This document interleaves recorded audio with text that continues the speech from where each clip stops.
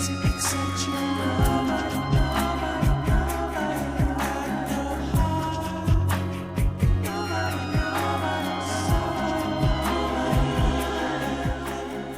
let's go ahead and get started. We only have about an hour. This is Chief Crow and the Flat Earth Worms Auto Hoax. The anthem of the modern day skeptic, the only ones who have their bullshit filters on. Let's go ahead and kick off with Tom Cruise doing his stunt during the Paris Olympics, and then I want to discuss the esoteric significance of Tom Cruise and falling from the sky. Yeah. Come on. Oh, only look at this. Only Tom Cruise. This is real. Yes. America, let's go. Now, I believe he jumped 42 meters down while repelled. Okay, so there you have it. Tom Cruise rappelling down. Now, what is the significance of this? Well, for some time here, we have been discussing the significance of Tom Cruise for his world stage persona, his role with Scientology, and his role with Kubrick, in fact. The significance there is hard to escape. You got the space program and meta scripting in general. And so we've looked at Tom Cruise's various works and the significance behind it was Top Gun 2 reiterated much of what we had come across. So I want to go ahead and revisit my mind map on this particular world stage character. Here we go. And this is from October 2021. I'm actually working on updating Metascript Decoded because it's been several years and we've added a lot to it. So I put here, this is from 2021, about his world stage historic role. Tom Cruise will fall from the sky in the ISS next 9/11 event. So I was making this sort of connection between various things, suggesting that his ISS trip was going to be momentous for some reason. And he is going to be the first civilian to do a spacewalk. But built into his character is this reoccurring theme of falling from the sky. This is very prevalent in Vanilla Sky, which had some interesting correlations with 9/11 predictive programming, and COVID. It opens up to a lockdown, empty New York in his dream sequence, and then he wakes up and he and his girlfriend have faked a cold to stay home.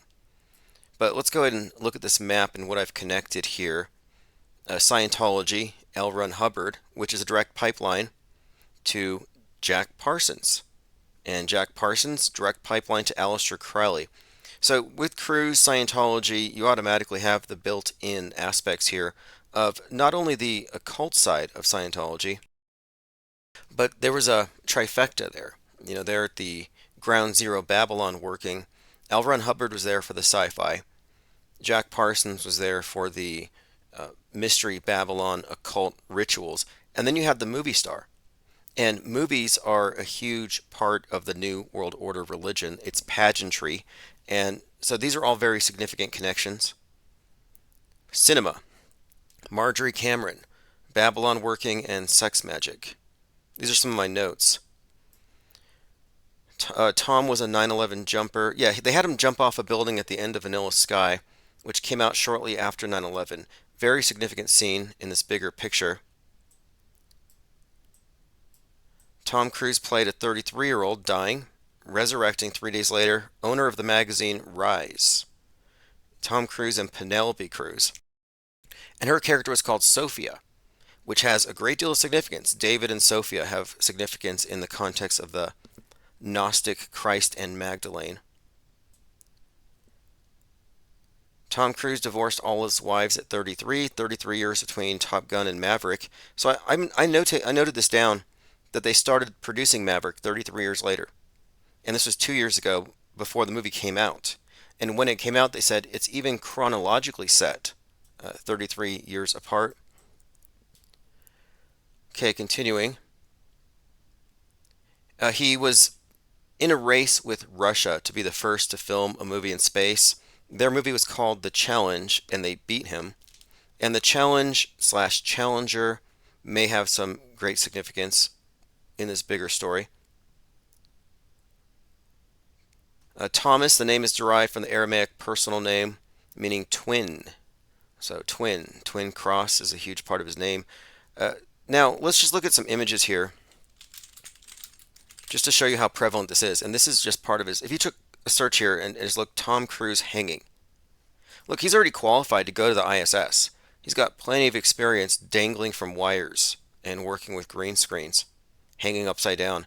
But here he is hanging from planes, hanging from a double cross, a twin cross, a bi-wing airplane. The image of him from one of these Top Gun movies where he's hanging from a cliff. They have his hair out, so it looks like a crown of thorns. Very Christ-like. And again, his significance as the Jesus of Scientology cannot be overstated. And there's a reason for all of this. You know, the hero, the archetypal hero. And in Top Gun 2, as I mentioned the other day, he certainly replayed the role of Yuri Gagarin. And it was kind of covert, subtle. Only a couple of movie critics noticed it outside of myself and us here. But that is a tragic death of a national hero. And this may be part of his script. And then I want to also point out, if you search for Tom Cruise Dead on the Moon, if you haven't ever searched that before, Tom Cruise Dead on the Moon on South Park, you can see the image of him on the moon dead, which is, predictive programming for a dead Tom Cruise. And for some reason, there's a whale next to him. And similarly, in David Bowie's posthumous release, Black Star, the song Lazarus, no, I think it's called, I think it might be actually the video for Black Star. There's this scene on the moon where these cat people are worshiping the skull of a dead astronaut. Well, that dead astronaut is Major Tom. Major Tom, as in ground control to Major Tom. And that's a reference to Space Oddity. And Space Oddity and Space Odyssey have a parallel here. The music of David Bowie and the transition of mankind into the space-faring race, the space age, these things go hand in hand, our Space Odyssey collectively. Interestingly, there's been a recent callback to Space Odyssey in the form of the Boeing Starliner craft, likely soon to be disaster. The capsule's called Calypso. So they're stranded in space. Calypso is the nymph from the Odyssey. So they're in space, and the nymph from the Odyssey's invoked here in the name of the capsule. Odysseus is stranded by the nymph before he's able to move along. So that's kind of an interesting Space Odyssey reference. But here's the skull of Major Tom on the moon. And Space Oddity, by the way, was the first music video ever recorded in space. And that was by Chris Hadfield, who's as credible a guitar player as he is and a musician as he is an astronaut. But he's saying ground control to Major Tom in space. Let me see if I can find the lyrics, because I'm pretty sure Major Tom dies. Okay, Space Oddity lyrics. And one more thing, David Bowie, David Bowman. David Bowman's the character in Space Odyssey. These are obvious connections. Okay, this is Major Tom to ground control. I'm stepping through the door, floating in a most peculiar way, and the stars look differently today. Sitting in a tin can far above the world, planet Earth is blue, there's nothing I can do. It kind of seems like he steps out through the door and he's just floating away. And what is Tom Cruise going to do when he's in space? Well, he's going to be the first civilian to do a spacewalk. And knowing Tom Cruise's proclivities for hanging on the edges of things, look, the edge of tomorrow. Let me see if I can find this. Yeah, he and his Edge of Tomorrow director, Doug Liman, are set to make a movie in space, and Cruise will be the first civilian to perform a spacewalk. They should just send him up there to rescue the stranded astronauts. But this Tom Cruise falling from space, falling from the sky, the falling man. This has been a reoccurring theme. What is the falling man significance here? Well, the significance to the falling man, I believe, has to do with the hanged man. Let me go ahead and bring up something someone just posted. And he just repelled 42 meters, by the way. 42 meters from the Paris Stadium roof. The significance of 42, since I have my mind maps out, let me go ahead and just go over how we arrive at the correlation between the number 42 and this theme of falling, of blackouts, and its connection to Saturn. Okay, I have a mind map out here, and I'll eventually get these all put onto posters. It's one of the projects that I'm working on. Okay, so the number 42 has a number of consistent associations with falling cube, black cross Saturn. We were looking at various instances of Elon Musk using it, 42,000 CubeSats. Again, the CubeSat, Saturn, Washington, the 42nd state. The number 42 is something that we've been examining extensively. It's like the opposite of 33. 33 is always associated with resurrection and ascension. 42, however, is always associated with falling. In fact, do you remember when Prince died in the elevator at the age of 57? After he died, there was a acrobat who was performing in an elevator at a Green Day concert, 100 feet above the audience. His name was Pedro Monroy, and he was basically in a elevator, just like, and he was performing to Purple Rain. So it was almost like he was imitating the death of Prince. Well, he fell, and he happened to be 42. And at this time, we were just noticing, and the name Pedro means rock. There's a lot of correlations between Pedro, rock, falling rocks, falling stars. But the fact that he fell in an imitation of Prince's elevator death is interesting. Even L, an elevator, has a significance here, like the Space Needle, the elevator, the ride to elevate, 42 seconds to reach the 42-meter wide UFO. So we'll go over this and more, but Tom Cruise is kind of making headlines now as I think they build up to the culmination of his world stage role.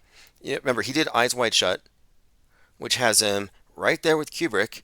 He's a high-level metascripter, obviously, and then also Kubrick's daughter is a Scientologist. And the world state religion, you could say its doctrines are scientism, but what would you call the religion? The big picture, mankind's future, our concept of heaven, and what the priesthood says about how we should regulate our behaviors here down on earth. You would call it nasatology. Nasatology. And I think what we're seeing here is the pageantry of nasatology being played out.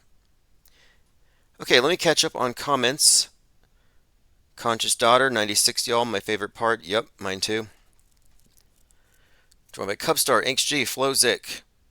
Inks says he's going to die on the moon eating cheese. Ted Striker 2112, thanks for joining. Elephant Tusk says Edge of Tomorrow is the biggest tell we're all trapped inside a time loop. It's a time and space loop. They don't only curtail time with their eschatologies and their recycling of narratives and their faking of history, but they curtail space by providing a false model. And right now I'm thinking it makes sense to look at it as control over time-space. Like, what's the whole point of the black cube in the middle of the room telling us what to do? What's the point of the entrainment of our minds with the news cycles and the entertainment where everything's synchronized? Yeah, it's because they control time and space. Our concept of time, our concept of what the world is, our cosmography. And cycles are important because the intermittent pleasure, pain, I think we collectively, mankind, might be trauma bonded with the priest class. Like all the different religions, this modern religion of mass media, there's some kind of a connection here, a bond, which happens when you have intermittent, terrorism and shock, and then nothing but mindless entertainment, mind junk. and then back to the terrorism. And I have to refer to Saul Alinsky Rules for Radicals number 9. The threat of the thing is worse than the thing. They give you a 9/11, and now everybody's in shock and they're totally just controllable and programmed for the next 20 years. Then they do another thing. Like you need a generational event. Before 9/11, they were saying, well, before 9/11 happened, you had this ridiculous movie Pearl Harbor coming out. And then 9/11 happens, and they said it was this generation's Pearl Harbor. So 9/11 was our Pearl Harbor. Okay. And there's some interesting connections. Building 1, Building 2, Building 7, 127, 12/7 was Pearl Harbor. Likely, basically the same situation, a psyop. But they gave us the movie in advance so we would know what they were talking about. Generational psyops. Joined by Jungle Jim. Thank you for joining. Violet Pengon. AngsG says George Clooney floated away and died in the movie Gravity. Okay, see, that's probably going to happen. Wow, I didn't know that. I need to rewatch it. And here's how brainwashed I was. I was watching this commercial, no, this interview between the directors of Gravity and the media. And somebody asked about how it was spending 3 months in space recording the movie. And I thought, that's a good question. Like, how was it up there? And everybody laughed. They laughed at the person asking the question. And I'm like, what do you mean they didn't film it in space? Like, I never even questioned this stuff. And back then, I was in film studies. I was doing video. I should have seen right through the special effects, but nope, I didn't. Knowing that Stone's only hope is being separated from him as he's pulling from her, Kowalski detaches the tether binding them together. Kowalski, that'd be George Clooney, is left to float into space where he will inevitably perish. And Stone is now completely alone. That's 2013. Okay, well, now we have an example of what could be predictive programming for the demise of Elon Musk. I'm sorry, of Tom Cruise, who might be sent by Elon Musk. I was looking at SpaceX. I'm like, there's got to be some kind of psyop being set up here. They're setting up a movie studio in the space station, which is also in itself kind of puzzling. It's an inflatable space station module they're attaching to the main station. So you have a movie station in the space station. So the space station, if we don't assume it to be real, we'll just talk about it like we know what it is. So in other words, you have a movie set, and now they're putting a movie set in the movie set. So whatever comes out of the movie set within the movie set has to look worse than what's in the primary set. Because if Tom Cruise's movie looks super good and it is filmed on the ISS, if he floats around more gracefully than they do, if Tom Cruise's hair isn't sticking straight up like he spray painted, like he used hairspray, because that's what we saw with the Medusa astronaut, one of these astronauts up there right now. Her hair is just sticking straight up. If Tom Cruise doesn't have that, it's going to stand out. I wonder how they're going to do that.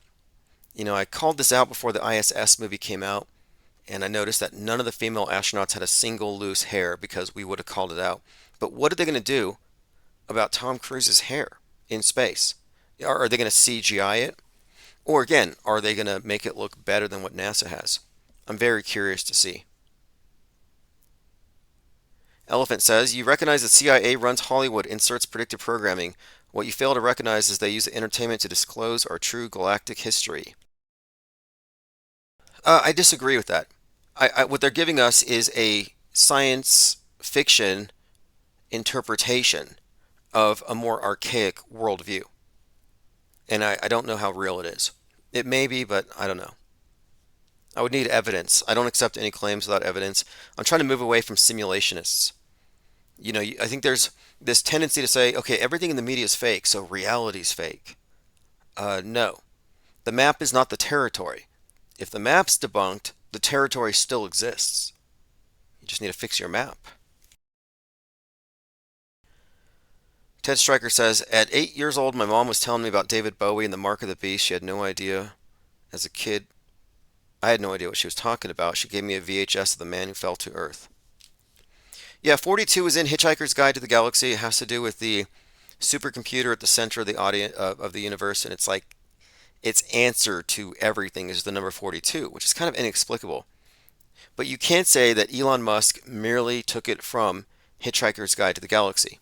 Although, if you look at his Starman launch, he has "Don't Panic" on the dashboard, which is the tagline from Hitchhiker's Guide. A Hitchhiker's Guide to the Galaxy was written by, let me see if I can get the author's name again. It was not the movie. The film was directed by Garth Jennings, and it's about the world being destroyed, by the way, by these cube-shaped UFOs that come in. But the thing is, the number 42 is not just confined to SpaceX. It's also done with Jeff Bezos. Yeah, Douglas Adams. I'm trying to find his birthday. Oh yeah, it was Pete Shea. Pete Shea said Douglas Adams' birthday is 3/11, which doesn't surprise me. But let's just take a look here. Jeff Bezos spent how much money on a clock in the Devil Mountain? Oh yeah, 42 million on a clock that will last 10,000 years. Yes, Jeff Bezos spent $42 million on a clock. Now, this is a very Jeff interesting. Bezos spent $42 million building. There's quite a lot in this story. There was Stuart Brand was there from the Whole Earth catalog. They put a capstone on this thing that reaches the Earth above. It's in the Sierra Diablo Mountains. But the clock is Kronos, is Saturn, is the god of time and space, restraint and judgment, and the recycling of souls. This is their god. This is an altar to Saturn. And just to bring this up really quick here, Saturn's astrological sigil, it's a cross, which is the number 4, and the scythe, the tool of the harvest, the reaper. So you can make the sigil of Saturn by putting 4 and 2 next to each other. And this has been very consistent. Like, this is a covert way of them representing it. But here's Jeff Bezos' $42 million clock. A clock that can run for 10,000 years inside a mountain in Texas. The project was started back in the 1980s by computer scientist Danny Hillis, and the clock is hundreds of feet tall and uses digital logic with the use of mechanical components while also using a solar corrector that synchronizes. Anyway, $42 million, not a coincidence. And then Richard Branson took his Virgin Galactic up on the 42nd anniversary of Skylab falling. I think they place great importance on this falling. The Man Who Fell to Earth, the lightning bolt, Satan falls like lightning. Starman, which was the Bowie song, and he's there in effigy in the car sent into space by Musk. Starman is an anagram for Mr. Satan. And Starman in Bowie's mythos is the savior of the world, who was born in 1977, and he's here to save us from ourselves. It's largely a climate change story. The new version of the movie involves Seattle, which is very pertinent and interesting.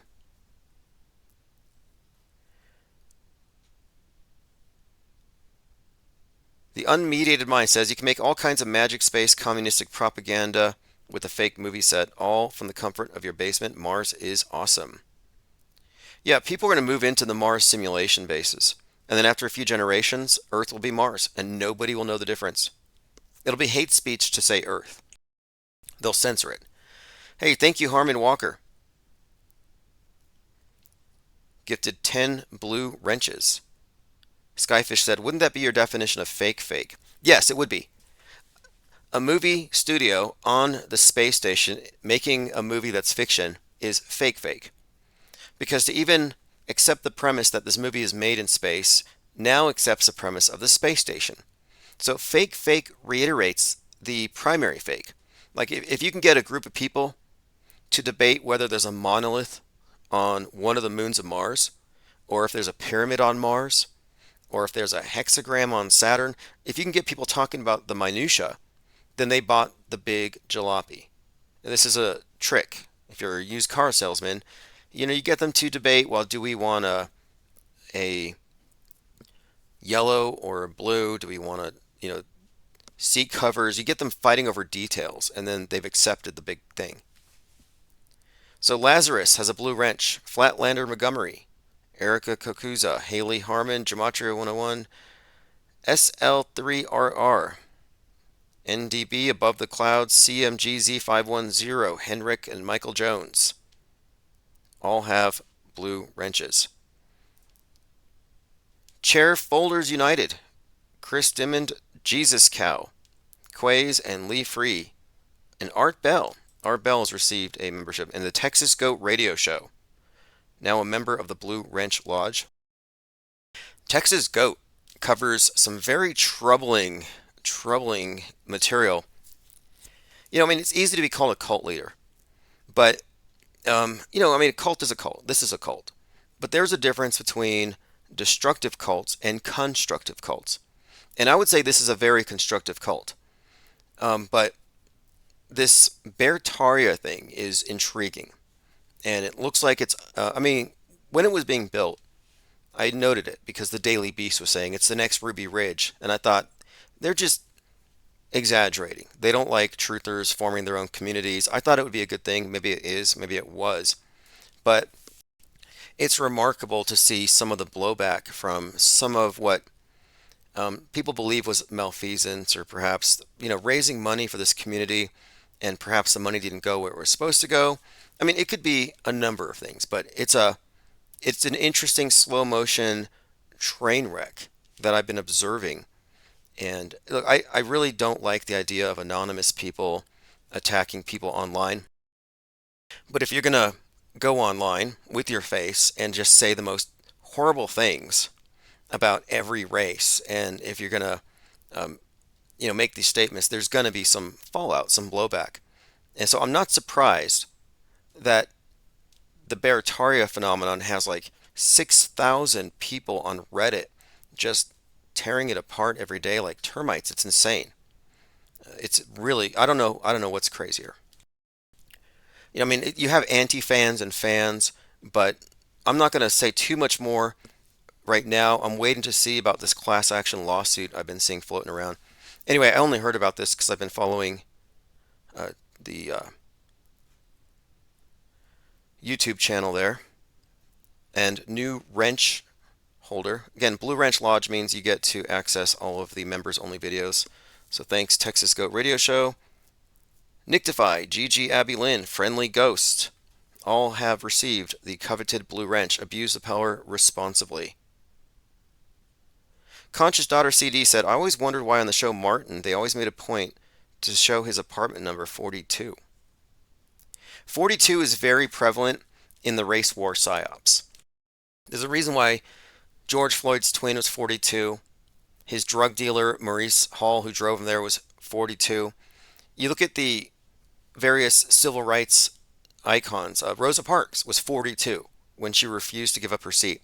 Jackie Robinson crosses the MLB color line, was 42. Chadwick Boseman, Mr. 42. There was this consistency, and it goes way back. And we've been analyzing this and mind mapping it, and it's part of their occult alchemical subtext to the big news events, the big psyops of our day. And it's not about race. 42, 33, black and white, light and dark. It's about polarities. Like Joker and Batman, for example. We see the Joker and Batman movies are consistently used to carry propaganda messaging, predictive programming messaging. But there's a deeper occult significance to Batman and Joker, and it's the polarities. The white clown face, and then the black mask. The black and the white, the Masonic pillars, black and white. In fact, if you look at the Priestess Tarot card, it's about duality. And if you get into the meaning of these cards, you can actually understand some of the symbolism in movies, because it's the same thing. It's the same body of symbols. It all comes from Western occultism. But see the B, black, like Batman, J, white, like Joker's face. It's the polarity. Joker represents the left wing, the Antifa. Batman is the right wing, the Proud Boys, the Patriot Front. and they convey the messaging through these movies consistently. And it's the Nolans, the Christopher Nolan, Jonathan Nolan, very prominent meta scripters, giving us the PSAs about Fallout, so we're all ready for it. And Tom Cruise's movie Fallout, his whole Fallout is all preparation, because it's not going to be a virus that locks us down next. It's going to be Fallout. But nobody's going to lock down for Fallout if they don't know what the heck it is, if they haven't been conditioned to fear it. And thanks to the movie Fallout, we have been properly conditioned as a society for the next phase of the big psyop. Infinite Plane Radio. Hey caller, can you hear me okay? We'll just give it a second here. Gremlins chewing on the wires. Okay, so I'll go ahead and leave that line open for a moment. We'll see if the sound gets through. Thank you, Conscious Daughter. 5 more wrenches. Waters above. A, B, RJ, Rick B. I haven't seen Logan's Run. I may have to check it out. And if you want to watch the Fallout series, I haven't given you too many spoilers, but it certainly ends with this Las Vegas-like scene with the Space Needle. An obvious, nuclear holocaust, mutually assured destruction. The world's been ruined, dystopia.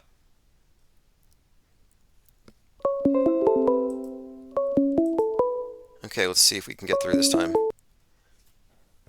Infinite Plane Radio. Hey, what's up? Thank you. I'm sorry, Tim, I lost you. Yeah, thanks for calling back. I thought we had lost the call. Did you watch Tom Cruise rappel 42 meters? No, but I heard you talk about Logan's Run. Now, if you've never seen Logan's Run, man, like Logan's Run is like almost in the same universe as, to me, 1984 Logan's Run and what else? They're all like in the same universe, like to me, because I read them all in like between 7th and 9th grade. Like back in the day, for some reason, we had like crazy curriculum. I don't know why high school and middle school teachers wanted you to think that like possibly the world could fucking completely fall apart within your lifetime. But this was part of like the curriculum in the 90s, 1984, Brave New World, and like Atlas Shrugged. This shit was like all part of like curriculum to graduate like by the time you get through 9th grade. Why? I think this is important to bring up. We say media and entertainment. I used to use the And I acronym. love it. I used to say love game. it. Like I got Game. really good grades back then. Like I was a fuck up in like so many subjects. But when Brave New World came around in 1984, dude, like I was like the genius. I was a savant. I knew exactly what they were trying to convey. Well, And was I like, used man, to say why is this that a part of the grade? Like why is this a part of class? Dude, like we're just here's why. teenagers. Here's why. What are they trying to teach us? It's the game. Government, academia, media, entertainment. It's all tied together to program you, to condition you to be receptive to future programming. You're basically preparing people for the paradigm of the future. And that's what they did. They programmed you to accept it. That's why I was I won't say I was. How many people does it go right over their head and they have no appreciation for it? But I loved it. I felt right at home when it came around for that kind of shit. 1984, Brave New World. I love Brave New. I would say out of all of them, Brave New World is my favorite, and it deserves a. Okay, it looks like a gremlin. We got. Into a 2-hour series. It deserves to be like a 10-hour mini series, Brave New World. But Logan's Run is like right along the same alley, and like they're all about the same shit in a way. It's basically in the future we're gonna fuck it all up. Yeah, that's the assumption behind all fiction these days. It's like, where's the optimistic vision of the future? I'm always looking for it, and what I get is I don't nothing think but. it's that bad. If that's where we're headed to be, like in like it eliminates suffering, isn't that the ultimate goal? Is that if we could ever become a species where we don't want to hurt each other for no reason? I mean, I'm like ultimate freedom guy. Like I love freedom, but if I could give up a little bit of freedom to like lose the ability Screw your or even the freedoms. desire for anybody to have the ability to hurt anybody, I don't think people should even want to hurt each other. But it's a part of being an animal. It's just like a tiger or a lion or any other predatory thing with eyeballs in the front of its face. If you got pointy teeth, you're an animal. Like you're designed to eat meat. Like whatever. It might hurt to like look at it that way, but that's what we are. We're like an animal. And if we could live in a more peaceful way, that would be a better way to live. But Well, what do you think I about don't know. this? What do you think about this?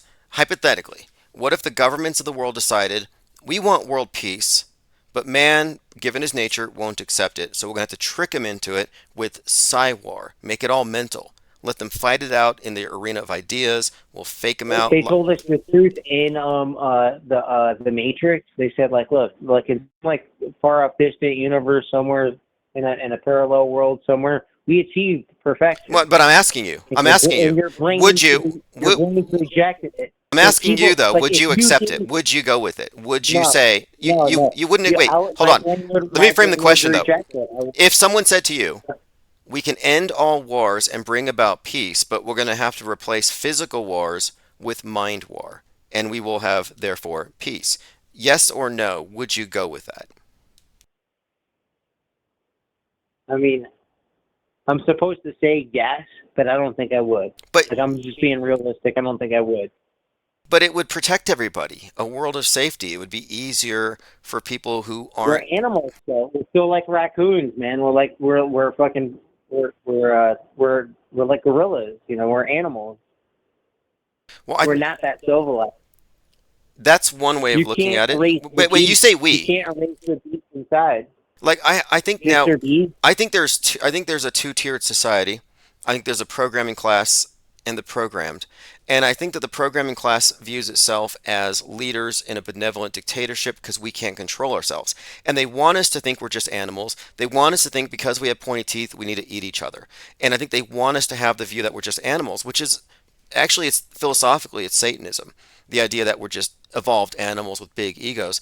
And I kind of reject that premise. But regardless, I think we're already in a world that has been hijacked or I mean, I hate consolidated. it. It really breaks my heart that it's a dog eat dog world. Like it's for one reason, it's why I keep to myself a lot because I realized this like a long time ago that it's a dog eat dog world. Sometimes people that you think are your best friends, they could stab you right in the back. So it's like you don't even know who to trust in this world. It's a weird freaking world. So you have to you have to cover your own butt in a way. But like But you can have a few friends, but you you brought up don't, you can't have anybody in too you close. brought up Brave New World and how this might be possibly a solution to deal with man's I'm John the nature. Savage. And yeah, what I'm saying here though is that they may already have done it. This may be Brave New World.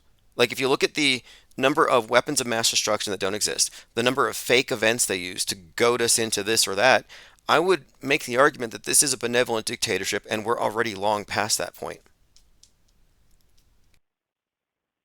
I don't know. I just want to call you. This is why I called tonight, right? I don't know if I've said this before, but I have this idea, right?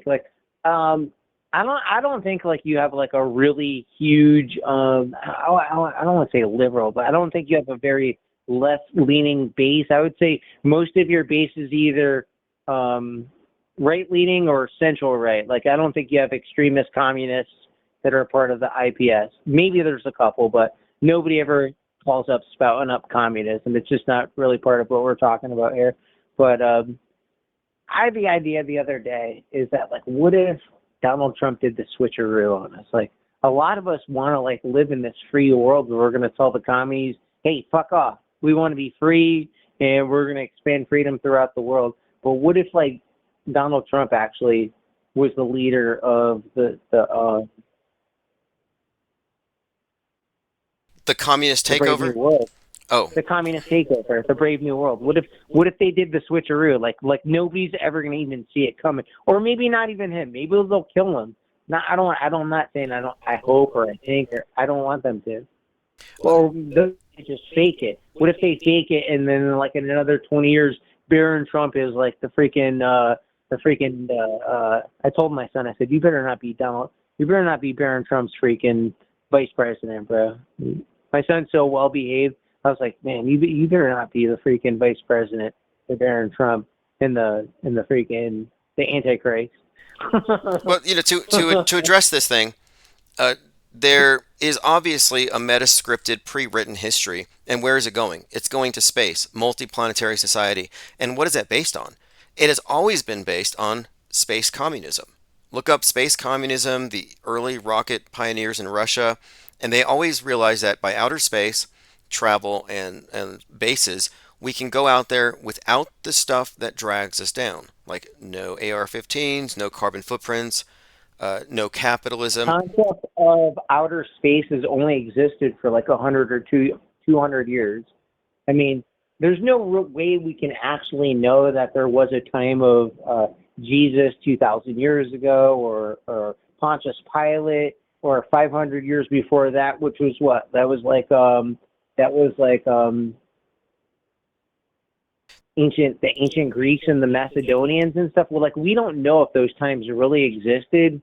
Like, I really don't know if anything existed before I was born. Like, I've heard people say that. Like, You can't really. The world could have started You can't. like 3 years ago. You don't really No, know no, if the world did start. you can't make that argument because it's an argument from ignorance. Like, I don't know what was here, therefore nothing was here, or whatever is stated to be is therefore invalid. You do have to reality test these claims, and you can know. It is knowable. Reality is objective and knowable. And I would argue against anybody who's saying that it's all just if reality is real, like if we're actually, then there's rules, but there's a possibility that it's all a dream. no. It's not impossible. No, it is impossible in my opinion. And I would It's argue impossible. I would argue You're that dreaming right now. no, I would say that the evidence speaks for itself, and anyone trying to dispute that is actually gaslighting you if you're saying your perceptions are invalid. Your mind is impotent to know the universe. Like, I really push back against that because I think mysticism Yeah, is I large. want to It's believe largely it's been an reality. attack on Like human. It's an attack on human cognition to tell you that nothing exists, that your mind is a useless apparatus. right. They're trying to make you a slave. Every time you watch The Matrix and you watch silly movies like that, where you question your own reality, like this didn't exist in the 80s. It kind of started in the 90s, where like all these movies came out that made you question if you're even alive. That's been a part of the whole scheme, right? Like, you're willing to give up your freedom away if you think you're dreaming. Like, if you think you're a tangible, actual person, you would be willing to give up. If you thought this was your only chance to be alive, you wouldn't be willing to give away your freedom. But if you think you're just dreaming, and that's part of the programming. Yeah, it's called That's why it's in every movie you see. it's devaluation, because if the mystic can get you to devalue the world, like, oh, money's corrupt, the flesh is dirty, just be a broke virgin and die young, hopefully. If they teach you that's the highest value, asceticism and rejecting the world, they can control you. And what do you think the environmentalists are doing? Asceticism. Like, I want to punch my TV. environmentalism are When I telling think you. about it, I get mad. I just want to kick my But TV. I'm like, fuck, dude. isn't the environmentalist premise all about getting you to reject the world, to not be worldly, to consume less, and then pay money to the priesthood who are living it up? Look at Al Gore with his $33 million air conditioning bill with all of his mansions. So you can see here how they're disabusing you of any idea that you should care about this existence, this world, your time here, the world's going to end. Meanwhile, they certainly appreciate it. I guess my whole goal is to live with an equilibrium. Before I die, I guess I'm going to probably do something good and something bad. I don't want to do more bad than good. So, like, when my days are done and people have to remember me, I want to look back on my life and say, I wasn't a spiteful person, or I wasn't a malicious person. That's my whole goal, is to not do. We're all going to take away from this world. We have to eat. We have to drink water. We have to take something out of this world, and we have to put things back into the world. I don't want to take more out of the world than I put back into it. That's my whole goal. Well, don't let me be an influence, because I'm a climate change accelerationist. I don't believe in it, but I'm living as though if it is real, let's just I don't think it is necessarily, but let's just go ahead and test it. I'm not talking about like energy or like I'm not even talking about the climate. Like, I assume that we're in a sealed system and there's really nothing affecting this world except for us. And whatever was here is always going to be here.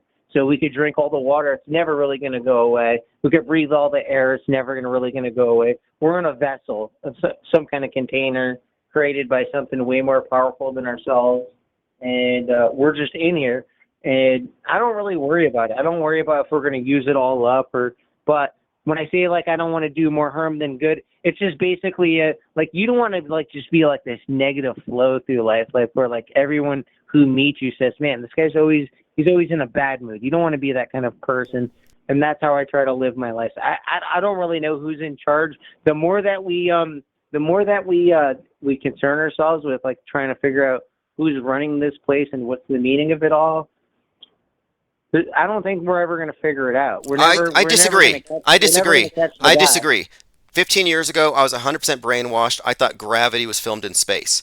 15 years ago, I thought the school shootings were real, done by MK Ultra shooters. In the last 10 years, 5 years, I've been increasingly more confident in my understanding of this world and how it works. And this has been a consistent trajectory, and it's where we're headed. So there's no reason to think that no, our minds are useless. Eventually, it's all sim. Something else is in control. Let go. Let demiurge. No, I say screw that. I'm here to get answers. You'd be happier if you really knew, or if you didn't know, like it's going to bring peace to your life if somebody Yes, could tell you the story. yes. The more I understand, the more I know, the more at peace I am. The reason why people are I in guess fear. I'll, No, I guess I'll go with you. the reason why people, especially in Trutherville, live in fear is ignorance. They're so scared of cirrus clouds that they wet themselves. That's ignorance and fear. And if they knew the reason why these trails form, they wouldn't have that fear. So I'm here to use knowledge and apply it to ignorance. And that's what we're doing. It's a philosophical reboot here because we have been given a bad operating system our entire Did you lives. ever see the movie Memento? Yeah, isn't that a Christopher? Memento. Yes, Memento. I have seen it. Okay. At the end of the movie, he finds out he already solved the case. He already figured it out, but he can't remember. What if we figure it out? Would you be satisfied anyway? If they came down and the fucking aliens for space or the gods or whoever's running the show, if they told us the answer, would you be satisfied? They were like, no, this is how it really is. That's like the key theme to the movie Memento is that he solved the issue. He kept trying to resolve who killed his wife. He figured it out. We killed the guy. You found out who John G was. And I'm afraid that if we ever figure out what this world is, we wouldn't be satisfied. We would still be searching for an answer that we could never understand. I disagree. I think we're at a unique time, and I don't think maybe 50 years ago that would have been 50 years ago. I could understand nihilism. Nothing's knowable. Everything is confusion. But I think we've had some major breakthroughs in the last 5 and 10 years, largely through leaks, largely through discernment and crowdsourced intel. I think we're on a path to learn a lot and figure out things and get some answers that we didn't have before. So I don't have any sort of pessimism about it, and I think the more we know, the better. And what I'm specifically aiming to do here is to level the playing field. We have the programmed and the programmers. Well, here we are, the deprogrammed, and what we are doing is we are taking all the intel we can from up and down that pyramid, and we're open sourcing it. I mean, so the idea that there's a limit here, I think we should set that aside. We were given a false paradigm, but we don't have to live with it. What's your prediction for 2025?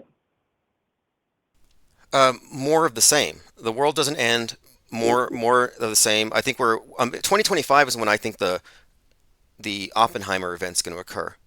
And the reason why I say so, I had a dream about a nuke last night, but like in the dream, I was like secured in some kind of weird bunker. But like it was almost like Don't Look Up, like where they're all like trapped in like this family bunker. In the dream, I was like with relatives, and I felt a rumble outside, and it's almost like I felt like the world was going to come to an end my entire life. Like I've been programmed to fear that like there's going to be some rumble outside the.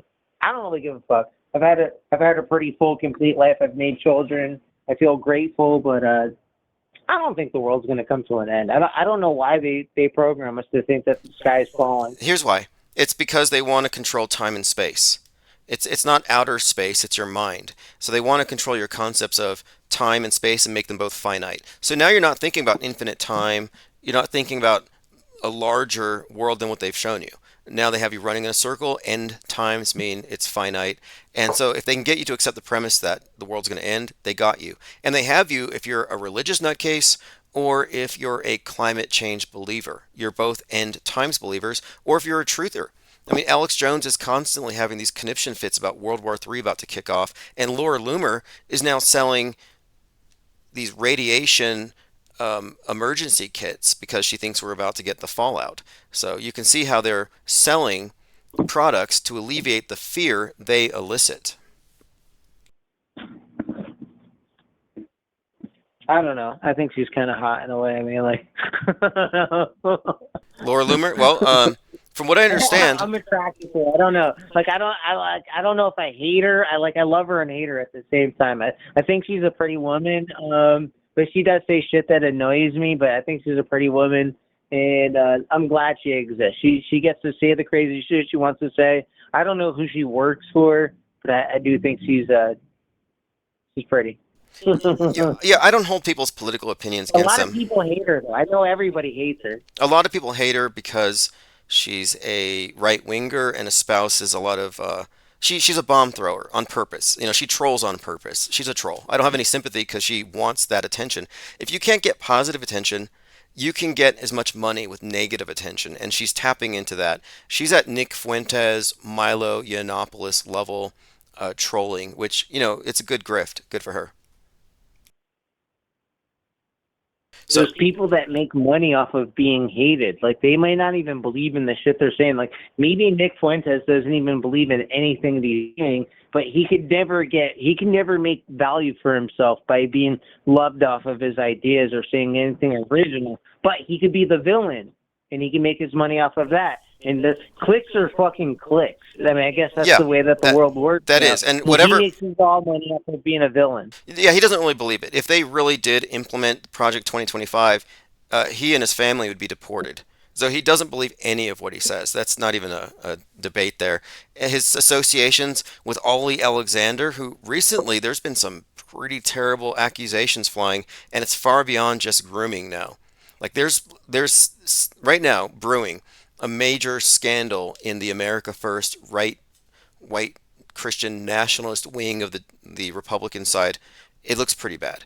And Laura Loomer For all my is friends in out that there mix. that used to be, for all my friends out there that used to be truthers, I used to be a truther. I used to be real mad at Hillary Clinton, and I used to think like she was a freaking vampire and all this weird shit. It's almost a reflection of yourself. If you feel that way about people, that's even likely or possible, it says something about you. Like, I'd rather not think that's it's actuality. That's not what's going on in the world. It's all part of the story. It's all part of the psyop, and it's probably to make you nervous and probably spend money and buy shit you really don't need. But they probably use it for some kind of like data mining, so they know who you are and what your interests are, just like part of the algorithm.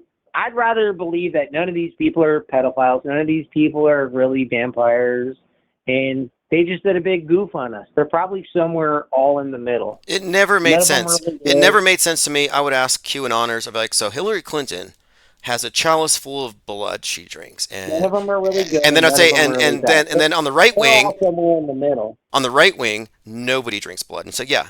So in other words, Democrats drink blood. No, and this is one of my axioms.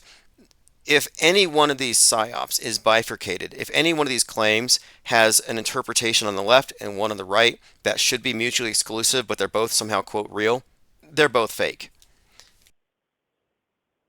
Right. Like, if it's possible on both sides. If the Democrats are vampires, then they're all vampires.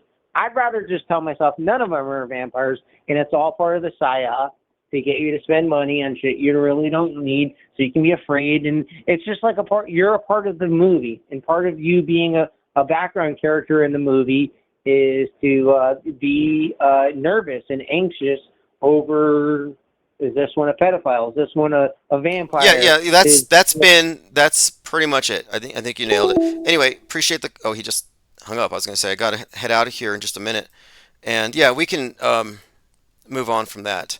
Anybody here who's still falling for the Q drinking the Kool-Aid in 2024, uh, they have significant problems. I mean, there's some hopium out there that is just it's recycled. It's it's a cult that's dying. Like if Trump doesn't win, I almost fear for this group. It's gonna be like Jim Jones times 10,000. The first instance I can find of science fiction or space travel of any sort would be from 1752, Voltaire. Micromegas. The tale recounts the visit to Earth of a being from a planet circling Sirius, the dog star. So that's interesting in itself. And then his companion is from Saturn. So in this story, Micromegas, which means small, large, and it's all about the scale, where on some planets he's a giant, on others he's small. But it's about his trip from Sirius to Saturn. And this is from 1750. It's the oldest example I can find of space travel being conceptualized. And it's kind of a satire. Okay, the Olympics was the 33rd game in Paris, opened with a ceremony where you had this golden Voyager descending from the sky with his leg bent, positioned like the hanged man. Now, where have we seen this before? You have the 9/11 hanged man, falling man, photographed by Richard Drew, who also photographed RFK falling to his death. Interesting story there with that photographer. Like the guy who photographed the bullet whizzing by Trump's ear, who also photographed George Bush having 9/11 news whispered into his ear. Then we had the 33-year-old who jumped into the wishing well at the base of the Twin Towers, the reflecting pool. A 33-year-old, and he was positioned like the hangman before he fell. And this, according to this poster here, it says, the 33rd Olympic Games is dedicated to the rebirth of Lucifer the Lightbringer. The show started with the Golden Voyager, like Lucifer's fall from heaven. And then you have, of course, Tom Cruise at the very end descending from the ceiling. Arito said, take your left hand, bring it up, make the A-OK sign. You have the 666. Now, turn it upside down and you have the 911. Okay, very interesting. You have to look at all the signs, reverse and upside down, ambigrams, anagrams. You have to flip all the words around. Let's see here. Closing ceremony of the 1984 Olympics had a UFO and a mock alien invasion. You know, I couldn't find a source for this, and I'm looking. But apparently, Bill Cooper believed that the UFO that descended on the Super Bowl in 1984 was real. And it was supposedly hanging from a helicopter, but he said that there was no In a white helicopter. spacesuit and featuring 6 elongated fingers on each hand. For viewers at the time, the special effects were groundbreaking, and thousands of spectators couldn't help but believe that the mock alien invasion was real. However, some people still believe that something supernatural was going on the whole time, claiming that the events of Los Angeles were a false flag for a real alien invasion. Conspiracy theorists believe that top-secret government operations involve creating deliberate hoaxes, called false flags, which dupe the public. Now, recently they had a UFO, an alien spotted in Vegas. The police took the report, and people laughed that up. Then they went back and talked to the person, the witness, who then claimed that pages from the Bible were ripped out and that crosses were flying upside down and Jesus was being ripped off the crosses. Like, they described demonic activity after the alien visited them. That the closing ceremony invasion was predictive programming to prepare us for the day when aliens really do appear on Earth. According to these extraterrestrial enthusiasts, the real alien invasion is coming this year, although they have been making similar claims in almost every year since the Los Angeles Games. Late conspiracy theorist Bill Cooper even went so far as to suggest that the UFO which interrupted the closing ceremony could have been real. Could have been real. Okay. Bill Cooper suggested that this could have been real. He said, there was no helicopter up there holding this thing. They'll tell you that, but it's not true. Can you imagine the liability they would have if they were carrying this thing suspended on a cable underneath the helicopter over the heads of hundreds of thousands of people? It was under its own power. Okay, did we have a UFO reveal itself to us in 1984 at the Olympics? Interesting question. Say thanks here to all the commenters and thanks to John the Plumber, the caller. And let's see, going through it, see if I missed anything else. Ollie Goering says, I don't think there's going to be an election. I'm hoping that Biden steps down so Kamala can be 47, and then Trump and MAGA have to change all of their swag, their merch, their tattoos, their flags. They fetishize the numbers like 45. He's 45 now. He's 47, and if something happens, they're gonna have to fix all those hats. This is where it's at. It says I can't remember this event. Maybe the Men in Black visited you. Well, this has been fun. We'll continue this conversation tomorrow. We were talking about Tom Cruise, Falling Man. Tom Cruise, Eyes Wide Shut, hanging out with Stanley Kubrick, the preeminent space faker. And now he's going to be the first civilian to walk in space.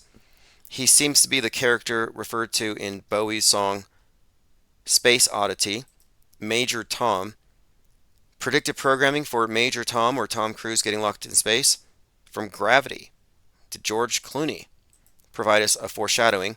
And then we have the Paris event where Tom Cruise descends 42 meters from the roof after this golden Voyager with the hanged man position descended at the very beginning.